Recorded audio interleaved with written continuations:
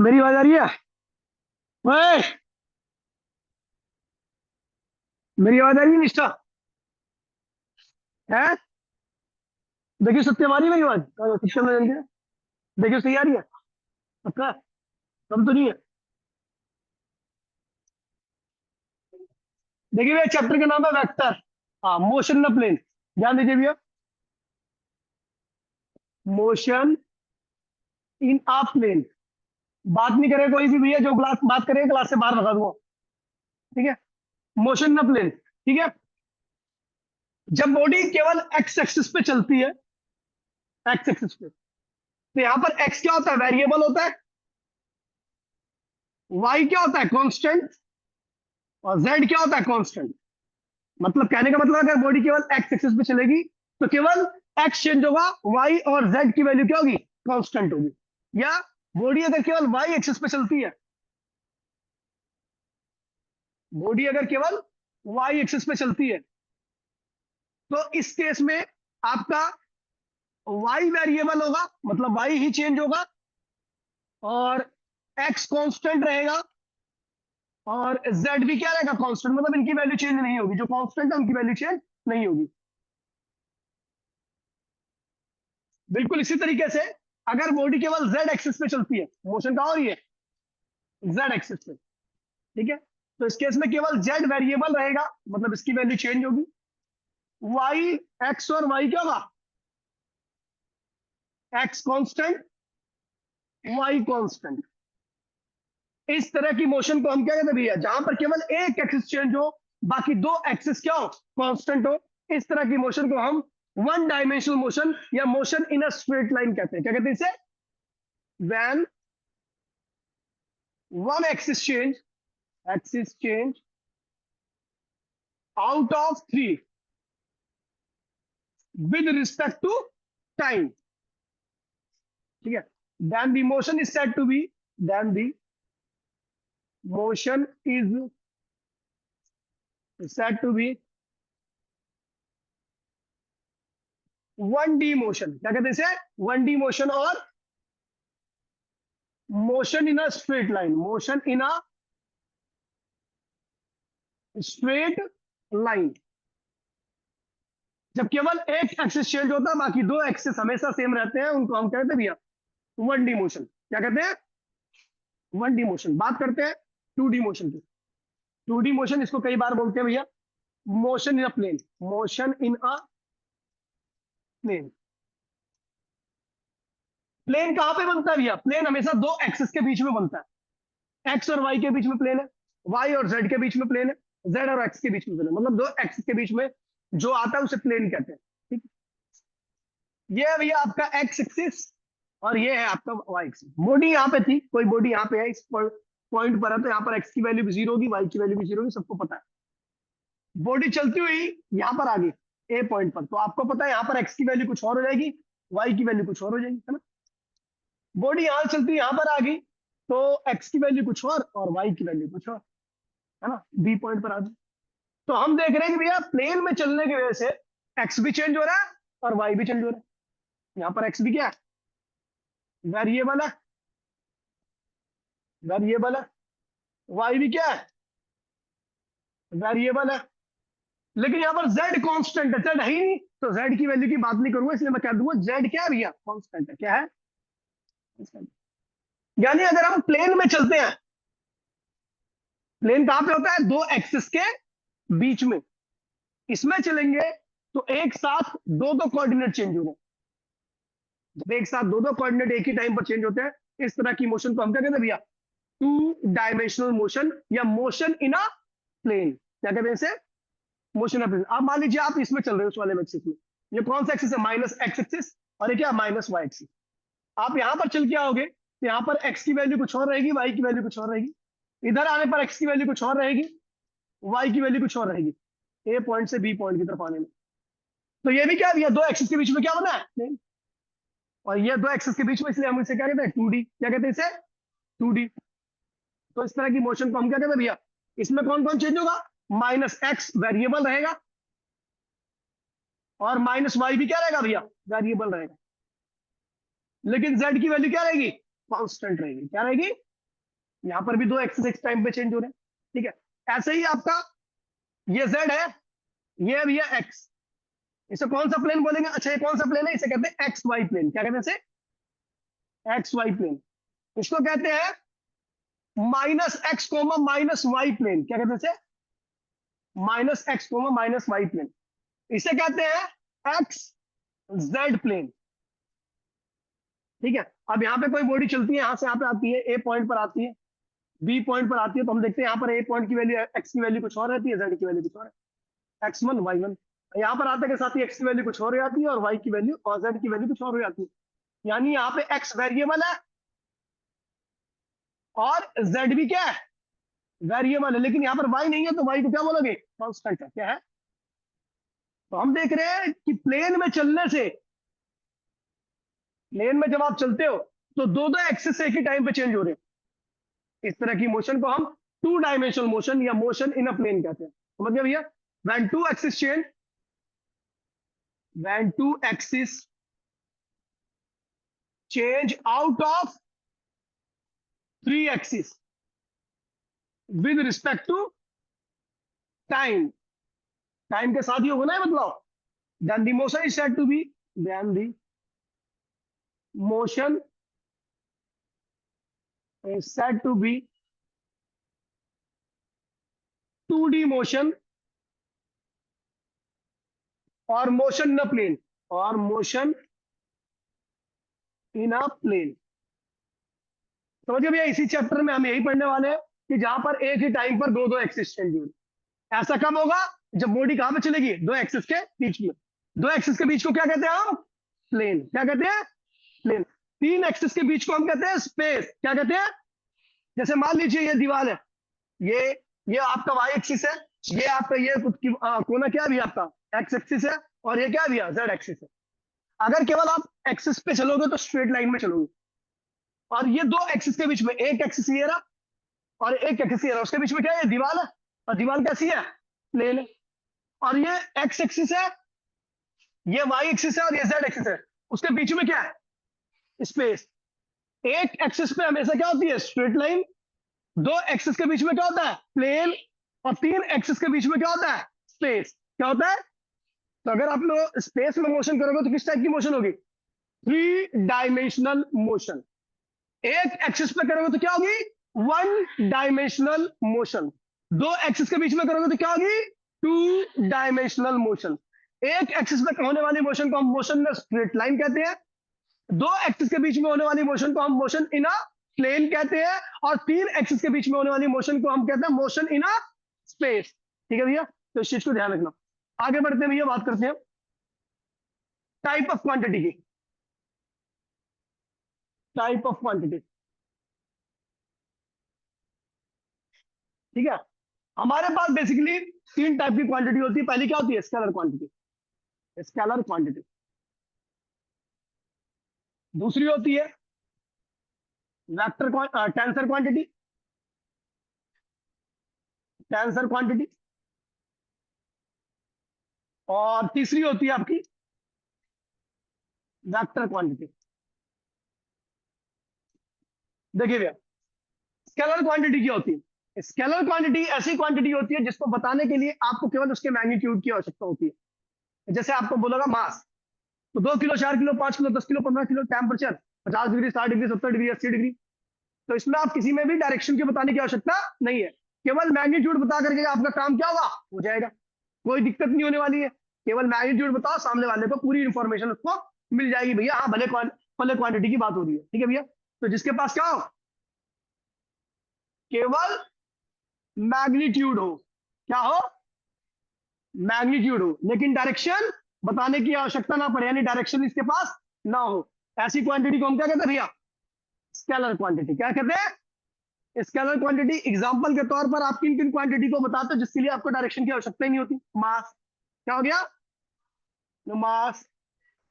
Length, केवल length बता रहे हो तो भैया length 4 metre, 5 metre, 10 metre, 50 metre, 20 metre.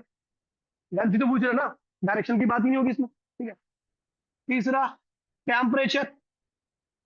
Temperature बताते वक्त भी आपको डायरेक्शन की आवश्यकता नहीं है, सामने वाले को बताओ 40 डिग्री तो उसको पूरी इंफॉर्मेशन मिल जाएगी भैया, ठीक है। तो ये सब क्या भी है? Scalar quantity. फिर आते टेंसर क्वांटिटी।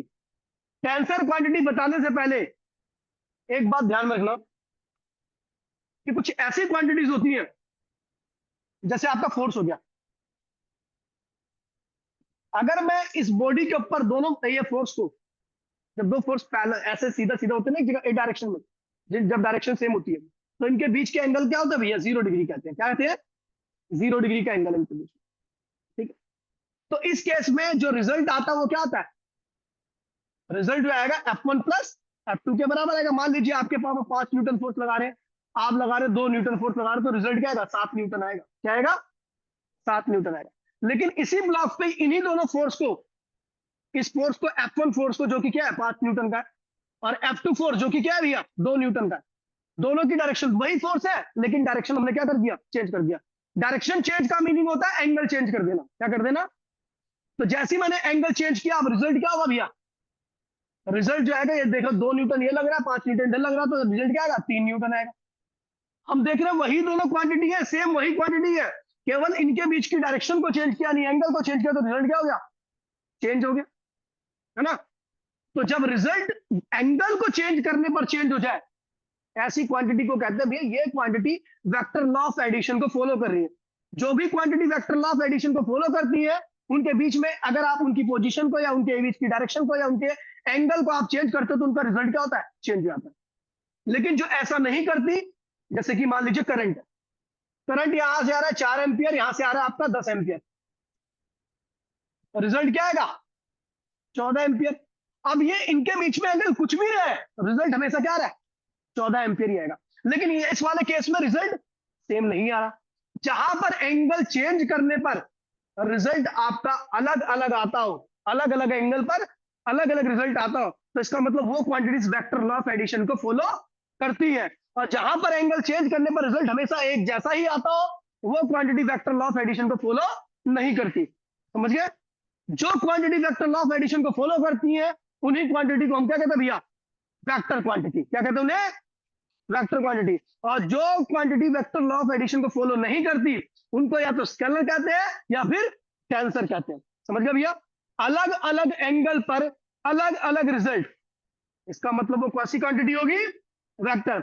अलग अलग एंगल पर एक ही रिजल्ट, इसका मतलब वो तो टेंसर होगी या स्केलर होगी। तो भैया आगे बढ़ते हैं।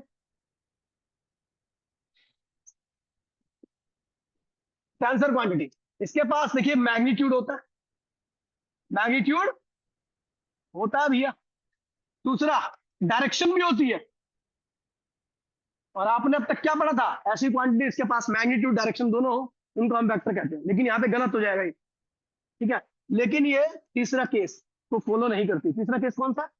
वेक्टर लॉ ऑफ एडिशन को फॉलो, ये vector law of addition, addition को follow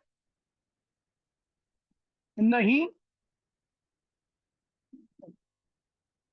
they do not obey the vector law of addition. ये वेक्टर लॉ ऑफ एडिशन को फॉलो नहीं करती, मतलब हर एंगल पर एक रिजल्ट। एग्जांपल में क्या होगा? करंट, ये करंट आ रहा है 4 एम्पियर, ये करंट आ रहा है 10 एम्पियर। एंगल क्या है? थीटा। थीटा कुछ भी हो सकता है, लेकिन रिजल्ट आपका क्या आएगा हमेशा? 14 एम्पियर ही आएगा। थीटा कुछ भी हो, थीटा वेरिएबल है, थीटा वेरी कर रहा है, लेकिन रिजल्ट हमेशा क्या आ रहा है? 14 एम्पियर ही आ रहा है। तो इसका मतलब क्या हो गया भैया? मैग्नीट्यूड भी है, डायरेक्शन भी है, लेकिन इसको क्या करेंगे भैया? टेंसर को कैटेगरी में रखेंगे, टेंसर की कैटेगरी में रखेंगे। ठीक है, अब बात करते हैं भैया आपकी वेक्टर क्वांटिटी की। ठीक है, तो ऐसी क्वांटिटी जिसके पास मैग्नीट्यूड हो भाई, चलो भाई सीधा सही निकालना वाला। डायरेक्शन होगी, डायरेक्शन भी होगी, सही निशान लगा लो। साथ साथ में अलग अलग एंगल पर अलग अलग रिजल्ट आता है इसका। क्वांटिटी भी चेंज कर रहे हैं, केवल एंगल चेंज कर रहे हैं, और रिजल्ट क्या हो रहा है? चेंज हो रहा है। इसका मतलब ये वेक्टर लॉ ऑफ एडिशन को फॉलो करेगी, ये वेक्टर लॉ ऑफ एडिशन को फॉलो करती है। मतलब different angle, angle different result. समझ गया? एग्जाम्पल के तौर पर फोर्स, ये F1 फोर्स है, ये F2 फोर्स है।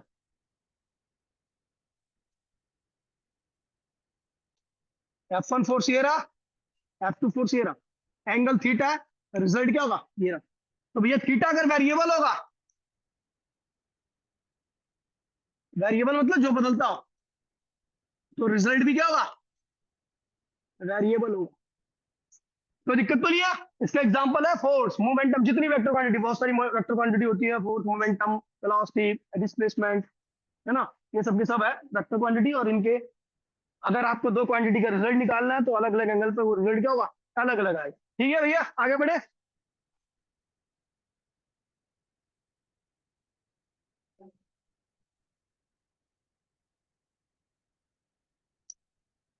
अब देखिए क्या टॉपिक है इसके बाद, टाइप ऑफ वेक्टर, है ना। अब देखिए टाइप्स ऑफ वेक्टर, यही था ना टाइप्स ऑफ वेक्टर ही है, यही था ना। टाइप्स ऑफ वेक्टर में भैया आते हैं, तो भैया बात करते हैं सबसे पहले। अच्छा पहले रुक जाओ, रिप्रेजेंटेशन ऑफ वेक्टर।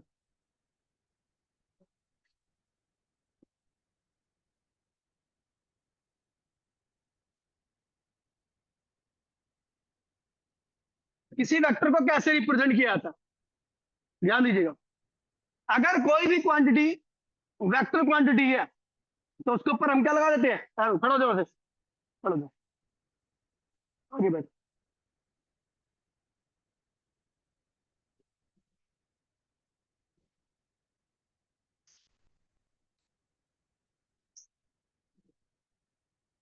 तो नीचे बैठेगा, बात करे यार, देखे यार, और बुद्धि पर हफ्ता मार दिया ना तो यहीं पे सारी याददाश्त आ जाएगी तेरी एक में।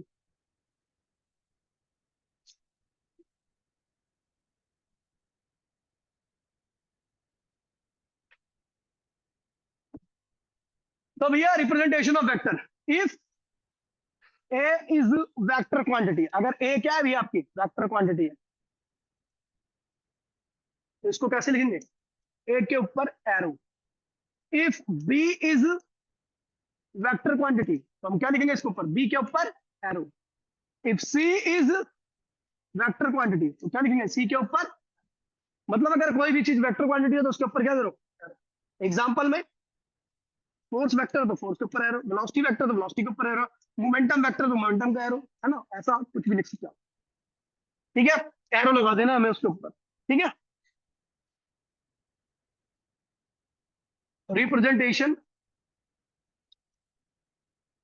Of magnitude. आप किसी भी वेक्टर के मैग्नीट्यूड को किस प्रकार से लिखो, मैग्नीट्यूड का मतलब होता है लेंथ। अगर आप सीधे वर्ड में जानना चाहो तो मैग्नीट्यूड का मतलब, किसी वेक्टर का मैग्नीट्यूड का मतलब उसकी लेंथ, उसकी वैल्यू, वैल्यू। ठीक है, तो अगर मैं ए वेक्टर का मैग्नीट्यूड ऑफ ए क्या होगा, magnitude of, magnitude of A vector क्या होगा, तो या तो हम ए से लिखेंगे ऐसे करके, ऐसे देखिए जैसे मैं जो चीज लिख रहा हूं वैसे ही लिखना है, उसके अलावा यदि आपने कुछ और लिखा वो गलत है।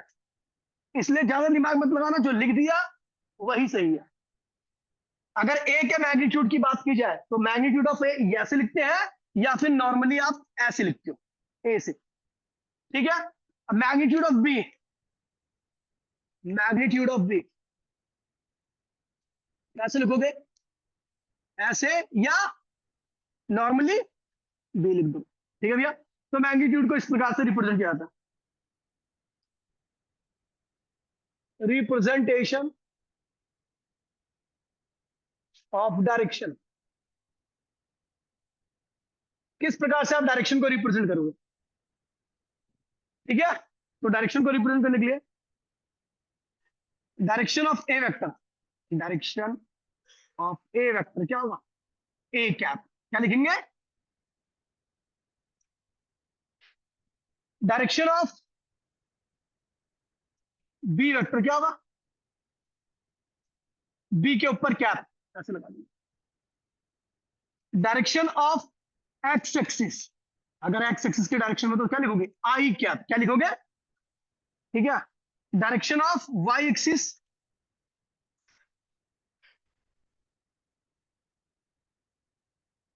जे कैप, और direction of Z axis, K cap. इस तरीके से लिखोगे, समझ गए। तो वैसे भी मैं यहाँ पे डायग्राम बना दे रहा हूँ एक, एक्स ये वाई है और ये क्या है, जेड है। अगर मुझे एक्स की डायरेक्शन को बताना तो केवल आई लिखोगे, आई कैप, इसके यहाँ पे जे कैप और इसके यहाँ पे के कैप लिखोगे, ठीक है भैया। फिर डायरेक्शन के बारे में जानेंगे।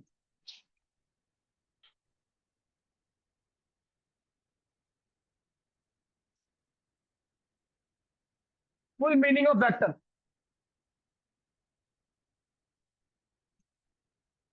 वेक्टर वेक्टर का पूरा मतलब क्या होता है। तो वेक्टर होता है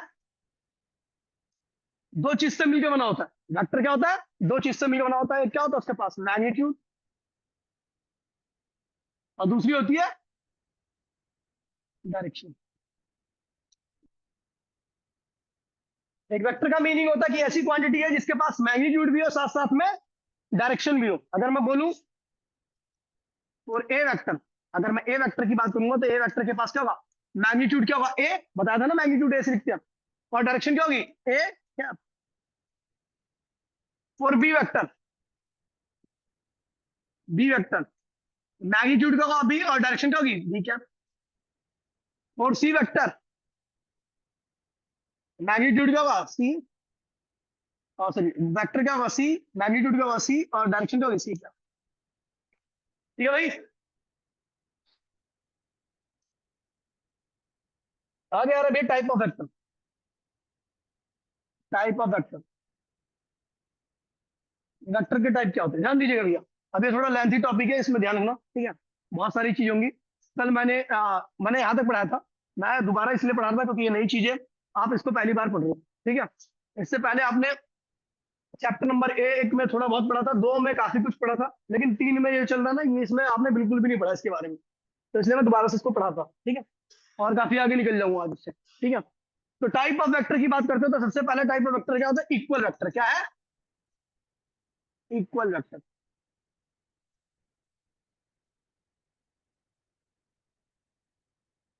या तो उसमें मतलब या नॉर्मली ए लिख दे, जैसे ए वेक्टर, तो ए वेक्टर का मैग्नीट्यूड क्या होगा, ए के ऊपर एरो फिर बार, या नॉर्मली ए, ठीक है। तो हम बात कर रहे हैं इक्वल वेक्टर की। अब इक्वल वेक्टर क्या होते हैं, तो भैया ऐसे वेक्टर को हम दो वेक्टर इक्वल कहेंगे। इक्वल वेक्टर मतलब दोनों एग्जैक्टली सेम है, सब कुछ सेम है। तो वेक्टर के पास होता क्या है जो सेम है, मैग्नीट्यूड होता है दूसरी। तो अगर दो वेक्टर इक्वल वेक्टर है तो इसका मतलब दोनों का मैग्नीट्यूड क्या होगा, और दोनों की डायरेक्शन भी क्या होगी, ठीक है। ये ए वेक्टर है, ये बी वेक्टर है। If A vector and B vector, इधर देख ले वरना रैप्टा मार के ना सारी चप्पल ठीक कर दूं एक मिनट। वेक्टर आर इक्वल, देन क्या होगा, ए का मैग्नीट्यूड बराबर में बी का मैग्नीट्यूड, दोनों का मैग्नीट्यूड क्या होगा, सेम होगा, मतलब लंबाई क्या होगी, सेम होगी। और ए की डायरेक्शन बराबर में बी की डायरेक्शन, समझ गया। ये इक्वल वेक्टर कहते हैं जब दोनों का मैग्नीट्यूड और दोनों की डायरेक्शन क्या हो, सेम। दूसरा है अपोजिट वेक्टर। तो ऐसे वेक्टर को अपोजिट वेक्टर कहा जाता है अगर ए वेक्टर ये रहा और बी वेक्टर ये रहा और ये दोनों अपोजिट है। तो if A vector opposite to B vector, then इसका मीनिंग क्या होगा, इसका मतलब क्या होगा। तो इसका मतलब होगा, ये ध्यान दीजिए कि दोनों का मैग्नीट्यूड क्या होगा, सेम होगा। मतलब लंबाई क्या होगी, सेम होगी, एग्जैक्टली दोनों की लेंथ क्या होगी, सेम होगी। लेकिन दोनों की डायरेक्शन क्या होगी, but direction of A opposite to direction of B, या इसको ऐसे लिख सकते हो, A vector negative of, A vector की direction negative of B vector. समझ गए भैया। तो बहुत सारे तरीके हैं लिखने के, लेकिन सही तरीके से लिखना, ठीक है भैया। ये अपोजिट वेक्टर कहलाता है। फिर आता भैया कोलिनियर वेक्टर्स। फिर क्या आता है?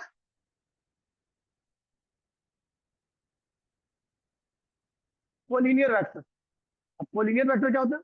जो एक लाइन में रहते हैं, जो सेम लाइन में हो। इसमें से कुछ भी नहीं आएगा, ना डेफिनेशन में कुछ, बस ये कंसेप्ट है जो चैप्टर को आगे आसान कर देंगे। ठीक है, जो सेम लाइन में हो, जैसे आपका A vector, B vector, C vector. ठीक है, ये collinear vector. A vector comma B vector and C vector are collinear. Collinear, इन्हें कोलिनियर कहते हैं। और एक बात ध्यान रखना, इन ये तीनों को हम क्या कह सकते हैं? A vector parallel to B vector, parallel to C vector, उनको पैरेलल भी बोल सकते हो आप। ठीक है, और इनके बीच में एंगल क्या होता है? इनके बीच में जो एंगल होता है, क्योंकि एक ही डायरेक्शन है, एंगल की डेफिनेशन क्या होती है? दो डायरेक्शन के बीच का सेपरेशन। अगर दो डायरेक्शन एक ही होंगी तो उनके बीच में एंगल क्या होगा? 0 डिग्री का। क्या होगा? तो इनके बीच में, कोलिनियर वेक्टर के बीच में, इनके इनके बीच में एंगल बराबर में क्या होगा? 0 डिग्री। ये चीज ध्यान रखना। ठीक है, फिर आता है भैया कोप्लेनर वेक्टर। क्या आता है?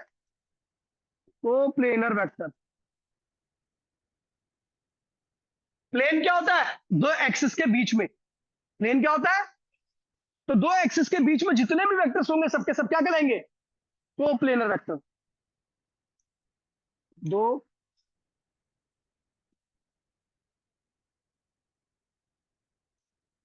दो एक्सिस के बीच में जो वेक्टर होते हैं, जो वेक्टर होते हैं, उन्हीं को हम क्या कहते हैं? कोप्लेनर वेक्टर कहते हैं। से मान लीजिए कौन सा प्लेन है भैया, बताइए। ये एक्स वाई प्लेन है। क्या है? ए वेक्टर भी यहीं पर है, बी वेक्टर भी यहीं पर है, सी वेक्टर भी यहीं पर है, डी वेक्टर भी यहीं पर है। ठीक है, तो ये सब एक्स वाई प्लेन में है ना? तो ये क्या कहेंगे? यार A vector comma B vector comma C vector and D vectors are lies in same plane in X Y plane, so they are coplanar vector. ये सबके सब क्या है भैया? कोप्लेनर से, समझ गए?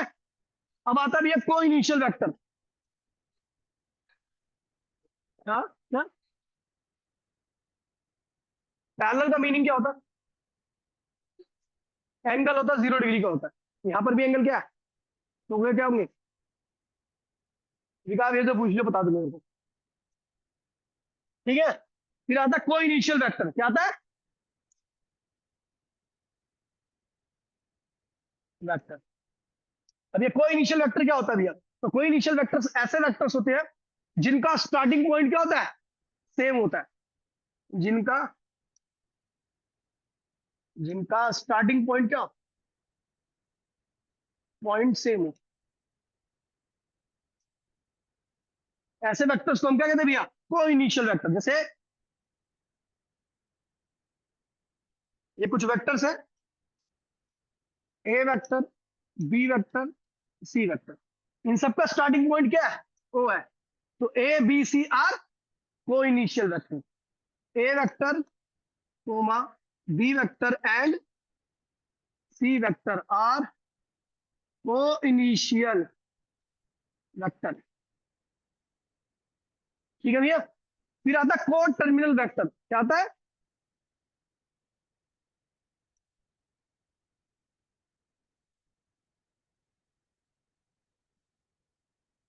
को टर्मिनल वेक्टर, ये कौन सा वेक्टर होता है? तो जिनका टर्मिनल मतलब होता है एंड हो रहा।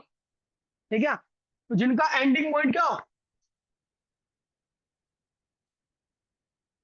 एंडिंग पॉइंट सेम है। A vector, B vector, C vector, सबका एंडिंग पॉइंट क्या है? ओ है। तो A vector, B vector and C vectors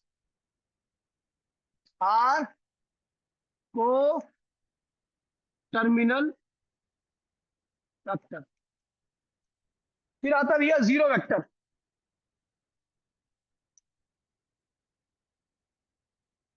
अरे भाई क्या हुआ? जीरो वेक्टर ऐसे वेक्टर जिनका मैग्नीट्यूड क्या हो? जीरो हो और डायरेक्शन हो ही ना, ये अनडिफाइंड कह सकते हो आप। सबसे काम का वेक्टर इसकी डेफिनेशन आती है, इसको नल वेक्टर भी कहते हैं। नल वेक्टर, ठीक है। मैग्नीट्यूड क्या होता है? मैग्नीट्यूड क्या होता है भैया? जीरो। दूसरा डायरेक्शन क्या होती है?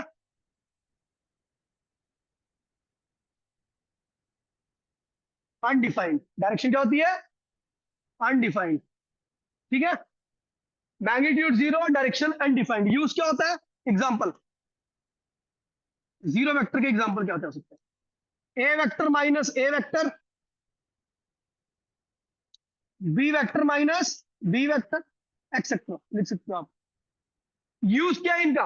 ये ध्यान रखना, इनका यूज होता है कैलकुलेशन को सॉल्व करने के लिए। कई बार आप देखते होंगे कि भैया एक ही क्वांटिटी के साथ एक साइड में ऐड करते हैं, माइनस करते हैं, या दो साइड में बराबर के दोनों साइड में एक चीज को जोड़ा, उधर की साइड जोड़ा, दोनों साइड में करते नहीं करते? इक्वेशन को सॉल्व करने के लिए आप एक ही क्वांटिटी को अगर ऐड करते हो तो उसको प्लस और माइनस की फॉर्म में लिखते हो। ऐसे बिल्कुल वेक्टर में भी हम क्या करते हैं भैया? जब वेक्टर में कैलकुलेशन करते हैं तो वहां पर एक ही वेक्टर से ऐड करते हैं और एक ही वेक्टर से माइनस करते हैं। तो एक्चुअल में है कौन सा vector? Zero vector. Zero vector को ऐड करने पर किसी भी वेक्टर के ऊपर कोई फर्क नहीं पड़ता, ठीक है। यूज क्या है इसका?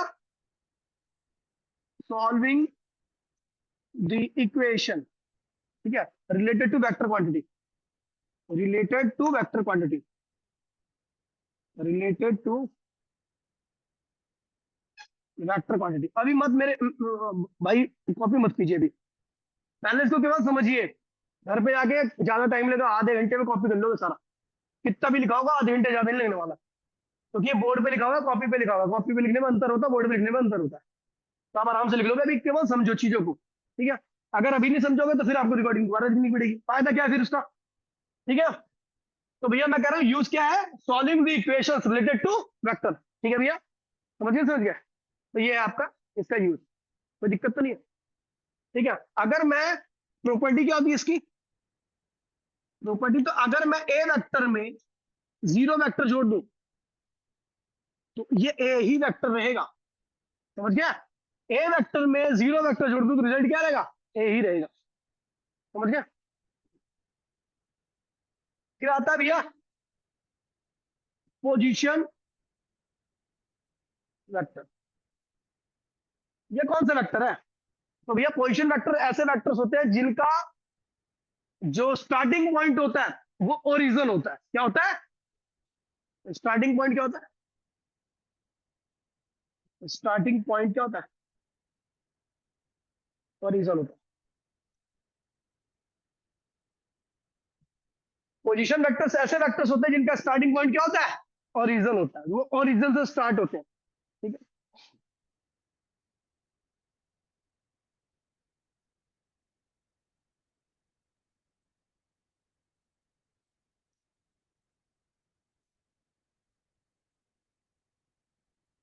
यहां पर ए वेक्टर और बी वेक्टर दोनों ही क्या है भैया? और दोनों एक प्लेन में है, तो ए और बी क्या होंगे? टू डायमेंशनल वेक्टर भी कहलाएंगे। क्या कहलाएंगे? और ये ओरिजिन से स्टार्ट हो रहे हैं, इसलिए इनको क्या कहेंगे? Position vector. A vector and B vector are two D vector. कैसे वेक्टर है? And also as well as position vector, ठीक है भैया। तो पोजीशन वेक्टर क्या होता है? जिनका स्टार्टिंग पॉइंट क्या होता है? ओरिजिन होता है। अब ये प्लेन में है तो इसे इनको टू डी वेक्टर भी कहेंगे, ठीक है। Displacement vector.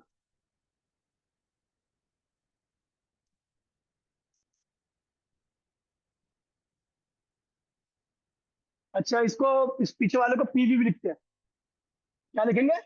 P dot B, PV.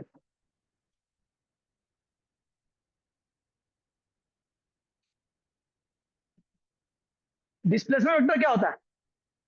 तो भैया ये एक्स है, ये वाई है। ये कौन सा वेक्टर है? ये कौन सा वेक्टर है? लेकिन ये जो होगा इसे कहेंगे डिस्प्लेसमेंट वेक्टर। क्या कहेंगे? ये ए वेक्टर क्या है? Position vector. क्या है ये? बी वेक्टर क्या है? लेकिन ये जो ये है ना, ये लाइन लाइन, ये इसे कहेंगे डिस्प्लेसमेंट वेक्टर। क्या कहेंगे इसको?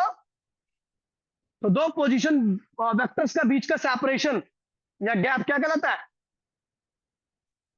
Difference in between two position vector. ठीक है। अब देखिए, कैलकुलेशन ऑफ पोजीशन वेक्टर। ठीक है। Calculation of position vector. रुक जा रुक जा रुक जा, कहां लिख रही है इतनी जल्दी जल्दी? पोजीशन वेक्टर की कैलकुलेशन, चलो 2 मिनट का, मैं थोड़ी देर रेस्ट लेता हूँ, 1 मिनट का। देखिए भैया, ओए, कैलकुलेशन ऑफ पोजीशन वेक्टर, किसी भी पोजीशन वेक्टर का कैलकुलेशन कैसे हो? देखिए, 1D पोजीशन वेक्टर, 1D। तो इसका मतलब ये जो पोजीशन वेक्टर है वो स्टार्ट तो ओरिजिन से होगा, लेकिन वो केवल एक एक्सिस के अलोंग चलेगा। तो देखिए भैया, ये एक्स एक्सिस है, ओरिजिन ये रहा, और ये है या भाई प्लीज देखिए, कोई देखेगा नहीं क्योंकि यहां से चीजें थोड़ी बदलेंगी। ये वेक्टर ए पॉइंट तक आया। ये जो पोजीशन वेक्टर था वो ओरिजिनल स्टार्ट हुआ और कहां तक आया? ए पॉइंट तक। यहां पर लिखा हुआ है 2। क्या लिखा हुआ है? 2 मीटर। ठीक है। तो अच्छा, एक्स की डायरेक्शन को हम क्या लिखते हैं? आई कैप। क्या लिखते हैं? तो ओ ए एक क्या है? पोजीशन वेक्टर है। क्या है ये? कैसे पता? क्योंकि ये ओरिजिन स्टार्ट हो रहा है। इस वेक्टर के पास, किसी वेक्टर के पास दो चीजें होती है, एक मैग्नीट्यूड होता है यानी लेंथ, दूसरी क्या होती है? तो ये जो ओ ए वेक्टर है इसके पास मैग्नीट्यूड कितना है? 2।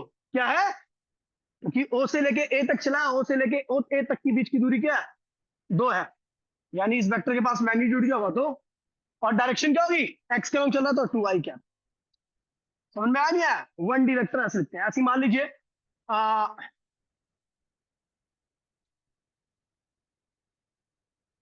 ओरिजिन है, एक वेक्टर बी है, ओ से बी तक चला। कहां तक चला? कहां पर? वाई एक्सिस पर। वाई की डायरेक्शन किस लिखते हैं? ये से। तो ओ बी वेक्टर भी क्या है? एक पोजीशन वेक्टर है। क्यों? क्योंकि ये ओरिजिन स्टार्ट हो रहा है। और दूसरा, इसके पास मैग्नीट्यूड कितना है भैया? यहाँ पर 3 लिखा हुआ है। क्या लिखा हुआ है? तो मैग्नीट्यूड कितना है इसका? 3। और डायरेक्शन क्या है? कोई दिक्कत तो नहीं है? ठीक है। ऐसी मान लीजिए, कोई एक वेक्टर है, कोई एक वेक्टर है, जेड एक्सिस पे चल रहा है, और स्टार्टिंग, उसकी स्टार्टिंग कहां से हो रही है? ओरिजिन से आ रही है, वो बी तक आया और सी तक आया, वो सी तक आया, और यहाँ पे लिखा है 4। तो जो ओसी वेक्टर है वो क्या है? पोजीशन वेक्टर है। क्यों? क्योंकि ओरिजिन स्टार्ट हो रहा है। और ये इसका मैग्नीट्यूड क्या है? 4। और डायरेक्शन क्या है? आप देख रहे हो कि इसे 1D वेक्टर मैंने क्यों कहा?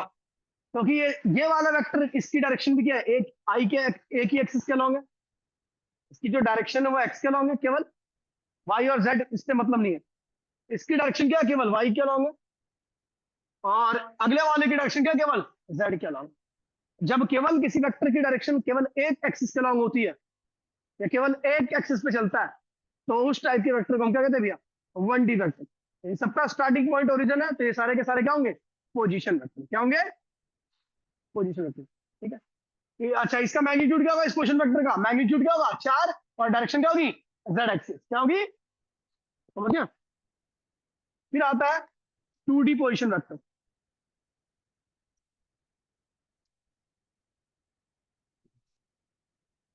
2D पोजीशन वेक्टर, ध्यान दीजिए भैया। 2D पोजीशन वेक्टर क्या होते हैं? तो ये वेक्टर प्लेन में होते हैं हमेशा। किसमें होते हैं? प्लेन कहां पे होता है? दो एक्सिस के बीच में। ये एक्स है, ये वाई है, और ये वेक्टर यहां से यहां पे गया, और जिस पॉइंट पर गया है उस पॉइंट के पास दो दो कोऑर्डिनेट होंगे, पता ना आपको, क्योंकि ये प्लेन में है। तो प्लेन में कोई भी पॉइंट होता है उसके बाद दो दो पॉइंट होते हैं, दो दो वैल्यू होती है। तो मान लीजिए यहां पर क्या है? 4,6 क्या है? 4 क्या है? एक्स की वैल्यू, और 6 क्या है? यानी ये वेक्टर जो है, जो कि ये पोजीशन वेक्टर है, क्या है? कैसे पता? क्योंकि ओरिजिन स्टार्ट हो रहा है और ये ए तक गया। तो ओ ए क्या है भैया? पोजीशन वेक्टर है, जिसका मैग्नीट्यूड एक्स के लॉन्ग कितना है? 4। तो लिखोगे 4i क्या, और इसका मैग्नीट्यूड वाई के लॉन्ग कितना है? 6j क्या। ठीक है भैया, चलो एक और एग्जांपल लेते हैं।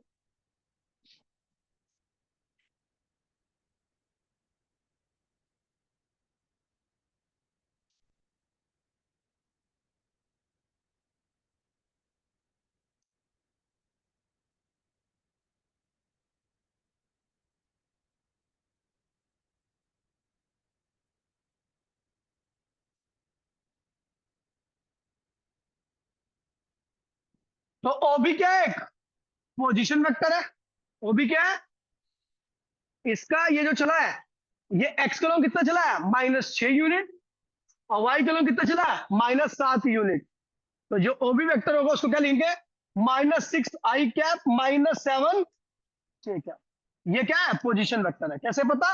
क्योंकि स्टार्टिंग पॉइंट क्या है? ओरिजिन। ये 2 डायमेंशनल पोजीशन वेक्टर है, समझ गया? हमेशा दो एक्सिस के बीच में होगा। ठीक है, अब आता है 3 डायमेंशनल पोजीशन वेक्टर। बाद में भी अभी फ्लो होने, ये 1 डायमेंशन है, नहीं ये पोजीशन वेक्टर नहीं, ये displace vector. 3D position vector,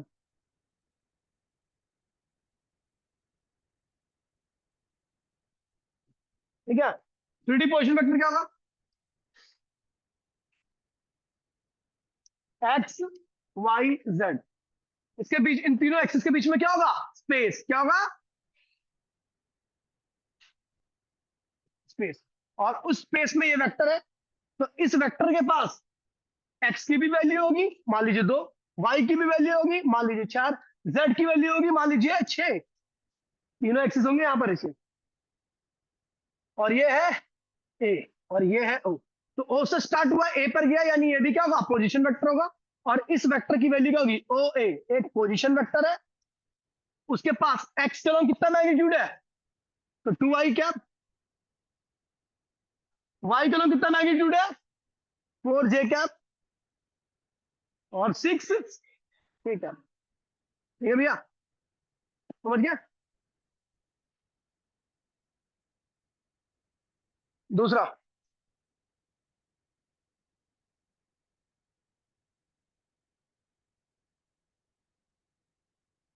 x Y Z O B, तो -6 7 -9। बताओ ये पोजीशन वेक्टर है तो इसकी वैल्यू क्या होगी? मैं जिससे पूछूंगा ये बताएगा। वो भी एक पोजीशन वेक्टर है, कई बच्चों की दिल की धड़कन तेज होगी गलती। ओ भी पोजीशन वेक्टर की वैल्यू बताओ। है? मेरी आवाज आ रही है? मेरी आवाज की इंटेंसिटी पता लग रही है? इसी इसी इंटेंसिटी के साथ बोलूंगा।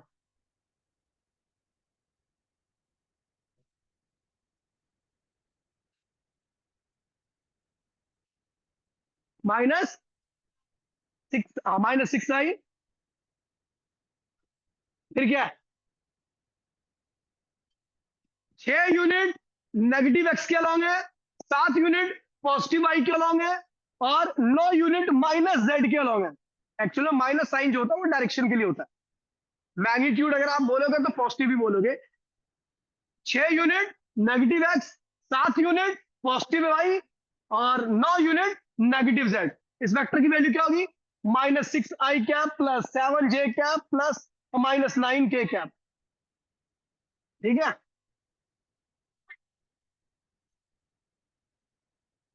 अरे एक ही बात है, इतनी ज्यादा ज्ञानी क्यों बन रही है। डिस्प्लेसमेंट वेक्टर क्या आ रहा है?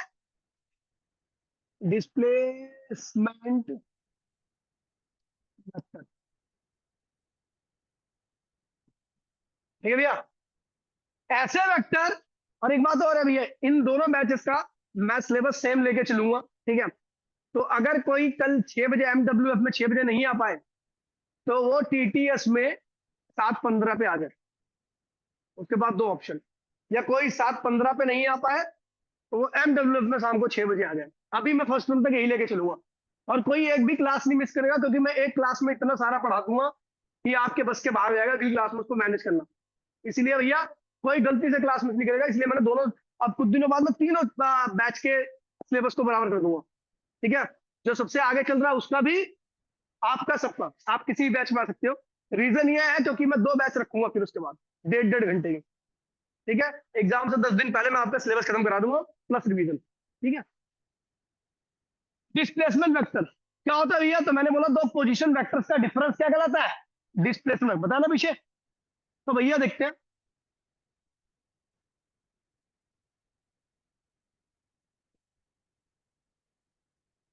जिससे मैं पूछूंगा वही बताएगा। फिर रति की दिल की धड़कन बढ़ गई बेचारी की। ओए, 2,3, 6,7, यहां से यहां पे आए हो। देखिए ओ ए क्या है? पोजीशन वेक्टर है। इसकी वैल्यू क्या होगी रितिका?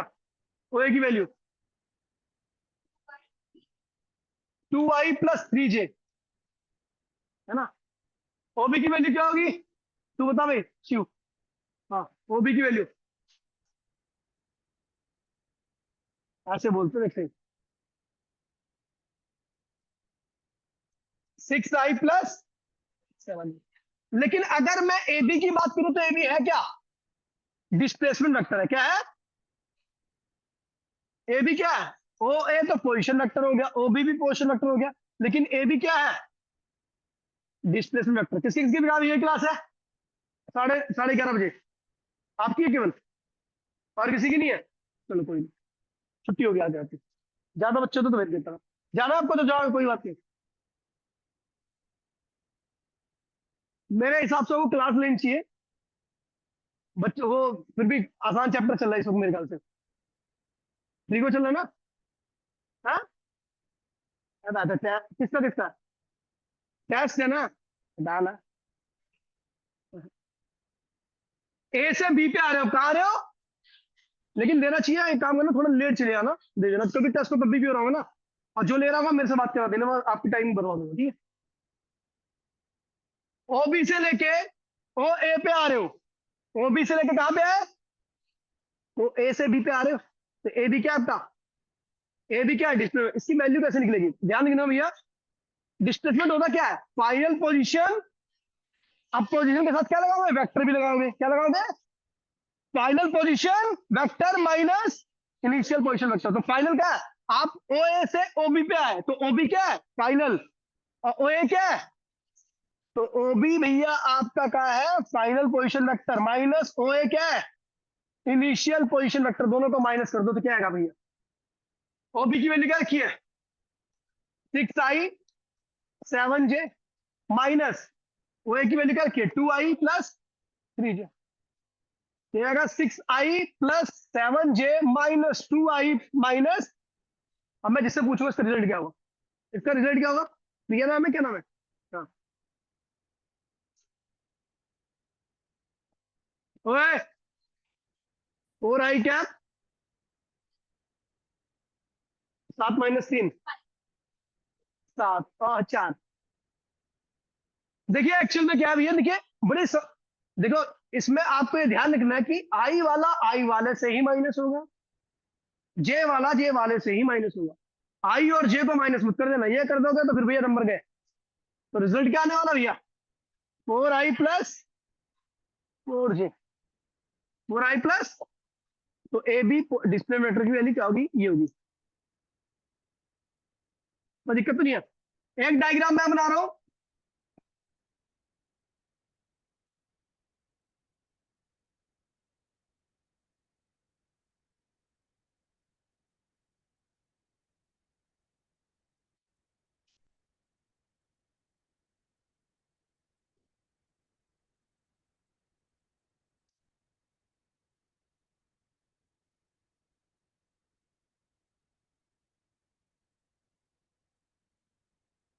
CD की वैल्यू क्या होगी भैया? कॉपी पे पीछे करो, कॉपी के पीछे CD वेक्टर की वैल्यू क्या होगी?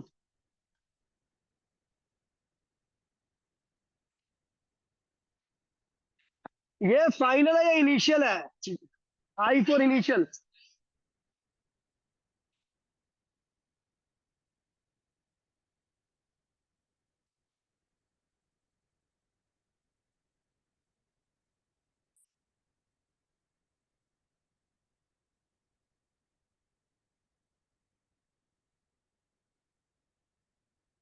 ये मुझे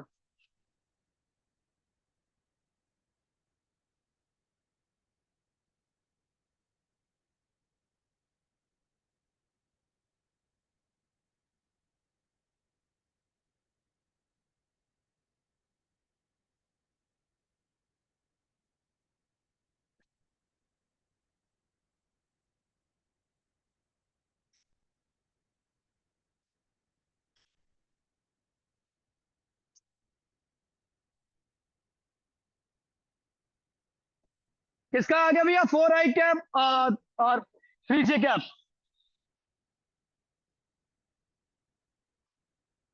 डीसी वेक्टर की वैल्यू बताना। डीसी वेक्टर की वैल्यू क्या होगी? वही नेगेटिव कर दो। तो भैया पहले ओसी क्या होगा? ओसी होगा 4i 6j। ओडी क्या होगा? 8i - +9j। क्या कह रहा है?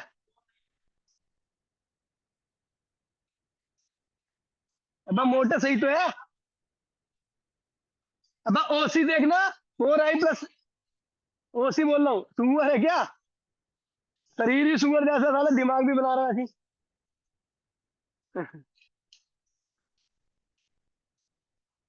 देख इधर, देख इधर, देख। होली वाटर तो नहीं पी के आ गया? देखिए भैया, आप कौन सा निकाल रहे हो? ओडी निकालना है। क्या निकालना है? सीडी। सीडी मतलब आप ओसी वेक्टर से कहां पे आए हो? सीडी वेक्टर पे। तो इसका मतलब ओडी क्या होगा? फाइनल। और ओसी क्या होगा? इनिशियल। अगर आपको सीडी डीसी निकालना है तो इसका मतलब ओसी क्या होगा आपका? Initial.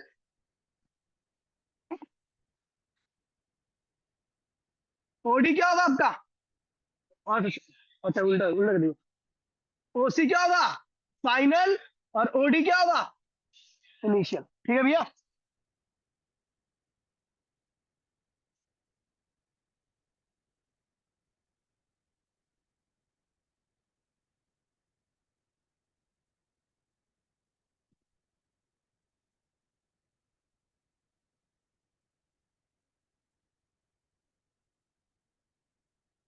Calculation of magnitude of vector. किसी भी वेक्टर का मैग्नीट्यूड किस प्रकार से कैलकुलेट किया जाए? कुछ भी नहीं करना, कोई दिमाग नहीं लगाना। और मैं बहुत ज्यादा लॉजिक पे जा भी नहीं रहा, डायरेक्ट आ रहा हूँ। बाकी वैसे मैंने बता रखा है कि इसका मीनिंग क्या होता है, तो जरूरत भी नहीं पड़ती और आवश्यकता भी नहीं है। ठीक है। अगर मान लीजिए मैं लिख दूं ए वेक्टर लिखा हुआ है i + 2j। पहले ये बताओ, ये कितने कौन सा 1D 2D या 3D वेक्टर? कौन सा वेक्टर है? 2D vector. कैसे पता लगा? क्योंकि ये दोनों डायरेक्शन में है। ठीक है। इसका मैग्नीट्यूड क्या होगा? मैग्नीट्यूड को हम ऐसे लिखते हैं या ऐसे लिखते हैं? मैं हमेशा ऐसे ही लिखूंगा। ठीक है। तो कैसे लिख दिया भैया? तो अंडर रूट सीधा लिख दो। कोई ये ना पूछे क्यों आया, क्योंकि ये डिस्टेंस फॉर्मूले से आया गया, तो उसकी जरूरत नहीं पड़ती आपको। सीधा लिखना भैया। आई के आगे कुछ है? कुछ नहीं है, इसका मतलब एक है। जे के आगे कुछ है, तो इसका मतलब दो है, तो दो का स्क्वायर करो, तो सॉल्व करो तो आएगा आंसर 1 और 4। और ये क्या हुआ? √5। इसका क्या हो गया? मैग्नीट्यूड। क्या हो गया? इस वेक्टर का मैग्नीट्यूड क्या होगा? √5।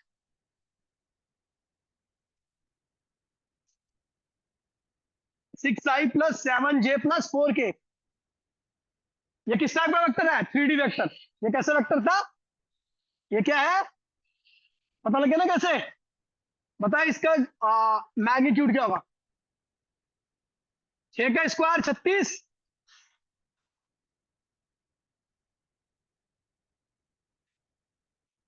36 49 16। ठीक है भैया, तो 101। ठीक है। 101 आ गया, तो मैग्नीट्यूड निकालना आ गया। अब देखिए भैया,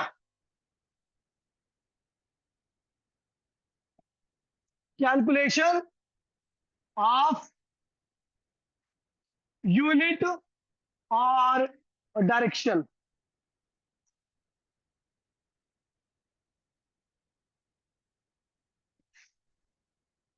देखिए भैया, भाई प्लीज, सबसे मेन टॉपिक यही है। अब तक जितना पढ़ा आपने वो इसके आगे कुछ भी नहीं है, और यही एग्जाम में आएगा। कैलकुलेट यूनिट और डायरेक्शन, दोनों सेम है, नाम अनेक लेकिन चीज क्या है, तो ध्यान रखना भैया। यूनिट या डायरेक्शन वेक्टर कुछ भी बोल सकता है, यही निकालना है आपको, यही निकालने के लिए आएगा। ठीक है, तो देखिए भैया, अगर मुझे ए का मैग्नीट्यूड, ए का यूनिट वेक्टर निकालना है, if A is vector, if A is vector, find its direction और यूनिट, डायरेक्शन और यूनिट वेक्टर। मैंने कहा भैया यदि आपका ए एक वेक्टर क्वांटिटी है तो उसका आप यूनिट वेक्टर या डायरेक्शन वेक्टर निकालिए। तो देखिए भैया, आपको पता है ए वेक्टर दो चीजों से मिलकर बना होगा, एक क्या होगा मैग्नीट्यूड, दूसरी क्या होगी डायरेक्शन। हमें इसकी वैल्यू ही तो पूछा है, इसकी वैल्यू ही तो पूछा है, तो इसकी वैल्यू क्या होगी, A cap equals to A vector upon में ए का मैग्नीट्यूड। ऐसे ही मान लीजिए बी वेक्टर है, तो उसके पास क्या होगा मैग्नीट्यूड और उसकी डायरेक्शन या यूनिट वेक्टर। तो बी कैप की वैल्यू क्या होगी, बी वेक्टर अपॉन में बी का मैग्नीट्यूड। ऐसे ही सी वेक्टर भैया भी है, तो ये क्या होगा मैग्नीट्यूड और डायरेक्शन, तो डायरेक्शन की वैल्यू क्या होगी सी वेक्टर अपॉन में सी का मैग्नीट्यूड। मैं इसमें क्या समझ रहा हूं, मैं कह रहा हूँ डायरेक्शन और यूनिट ऐसे में तो बोल नहीं सकती, समझाने के बाद मैं बोला कर रहा हूं। एक बार यहाँ पे आके मैं बोल देना इतनी देर तक तो बता दूंगा।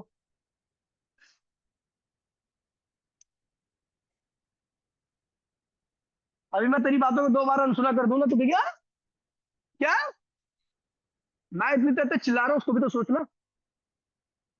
और मेरी इंटेंसिटी वैसी रहती है, पढ़ाता हूँ चाहे मैं 15 घंटे पढ़ा लूँ लगातार, लेकिन मैं ऐसे ही बोलता रहूंगा, चाहे बाद में घर जाके ऐसे सो जाऊं, लेकिन भाई समझा करो। ठीक है, कोई भी वेक्टर होता है उसके पास दो चीज होती है, मैग्नीट्यूड, मैग्नीट्यूड, मैग्नीट्यूड।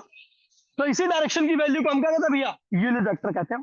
अगर ए कैप की वैल्यू निकालनी है तो क्या होगा ए वेक्टर अपॉन में ए का मैग्नीट्यूड, बी कैप की वैल्यू निकालनी होगी तो बी वेक्टर अपॉन बी का मैग्नीट्यूड, सी वेक्टर की वैल्यू निकाल, सी कैप की वैल्यू निकालनी है तो, और ये सारी कैप क्या है यूनिट वेक्टर या डायरेक्शन वेक्टर कहलाती है। समझ गया, चलो। मैंने कहा इफ ए वेक्टर क्या है आई प्लस 4j, वो है अगर ए वेक्टर आई प्लस 4j है तो ए कैप क्या होगा, कॉपी के पीछे निकालो। If B vector equals to में 2i प्लस 4j है प्लस 3k है, तो आपको निकालनी है बी कैप की वैल्यू। और अगर if C vector equals to में i minus 2j plus 4k है तो सी कैप की वैल्यू निकालो। चलो भाई कॉपी के पीछे जल्दी से करो।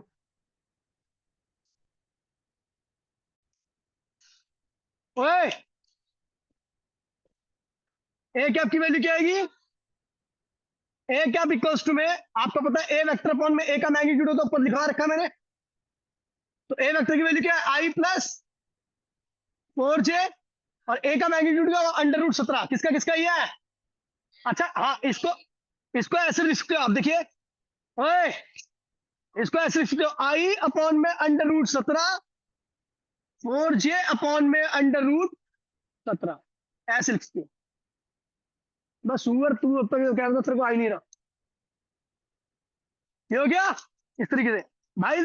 और एक बात दोबारा बोल रहा हूं, जैसे मैं लिखता हूं वही सही है, इसके अलावा यदि आप कुछ और कलाकारी करते हो तो वो गलत है, बाकी आपकी गारंटी है, मेरे को नहीं पता।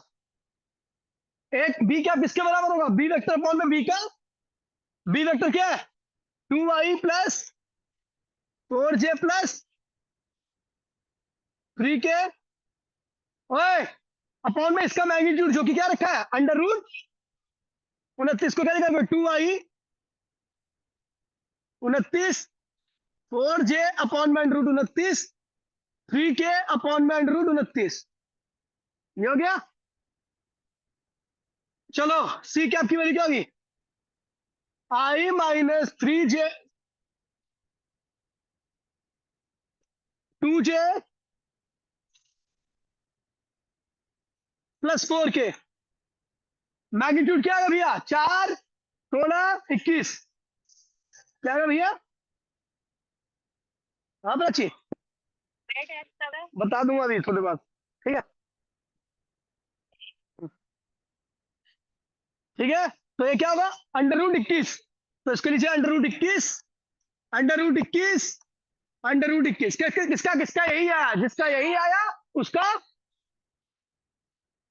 अब एक ओए, अब यहाँ पे एक बहुत मिस्टीरियस चीज बता रहा हूं मैं आपको।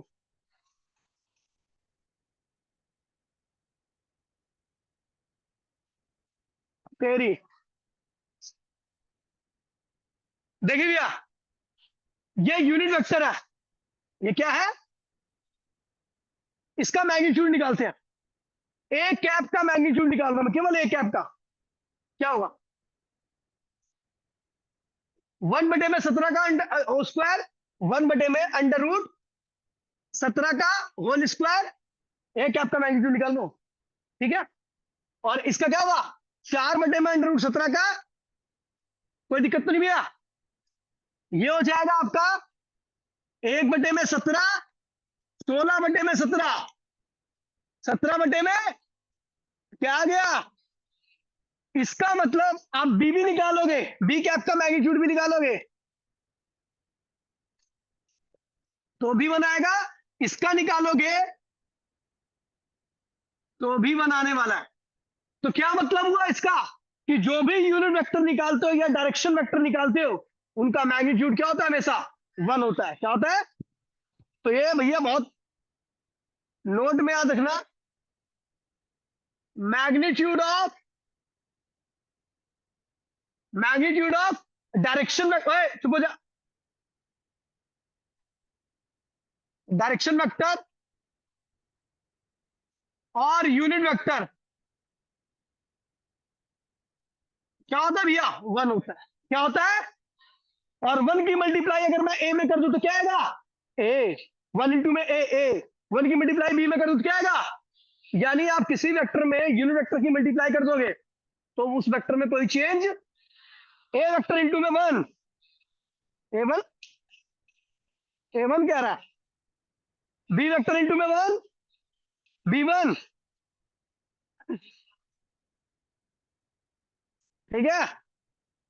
तो यूनिट वेक्टर का किसी भी वेक्टर में मल्टीप्लाई करोगे तो भैया उसके मैग्नीट्यूड में कोई फर्क नहीं आएगा। इस चीज को ध्यान रखना। तो यदि हम यूनिट वेक्टर को किसी भी दूसरी क्वांटिटी से मल्टीप्लाई करते हैं,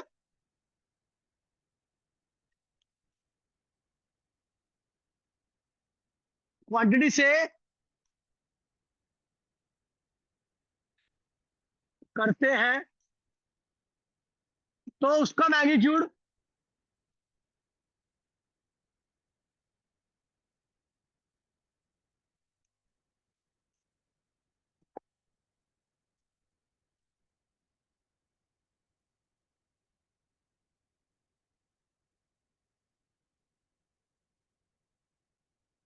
उसका मैग्नीट्यूड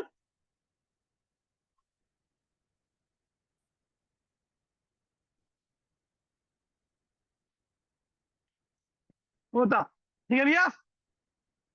समझ गया? यूनिट वेक्टर की मल्टीप्लाई किसी में भी कर दो, उसके मैग्नीट्यूड में कोई चेंज आने वाला नहीं है। ठीक है?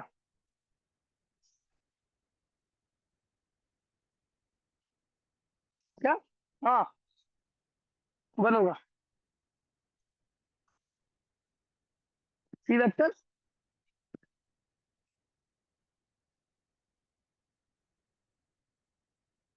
तो के ही होगी, 4k की के ही होगी। ओए देखिए भैया, चलो ठीक है, अभी मैं इतने करता हूँ। ये सारी चीजों को रिवाइज कर लेना अच्छे से। ठीक है? आज इतना ही। आज की वाणी को यही विराम देता हूँ मैं। Tata bye bye.